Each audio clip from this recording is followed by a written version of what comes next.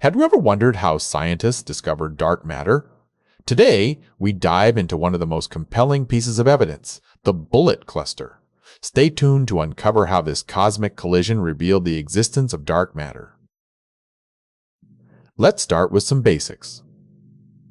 Galaxy clusters are crucial for dark matter studies because their masses can be estimated in three independent Sorkevers ways through the radial velocities of galaxies, X-rays from hot gas, and gravitational lensing. The bullet cluster, officially known as 1E065756, is a merging cluster at a redshift of 0.296. Scientists observed this collision in 2006, finding that dark matter and ordinary matter are clearly separated. In the bullet cluster, gas clouds slowed down due to their interactions with each other.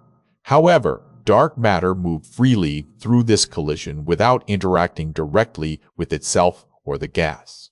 This separation provides strong evidence that dark matter interacts only gravitationally and not through electromagnetic forces. This is a key property distinguishing it from ordinary matter. The bullet cluster's findings have profound implications for cosmology, confirming that dark matter constitutes about 27% of the universe's total mass energy content. This supports the lambda CDM model.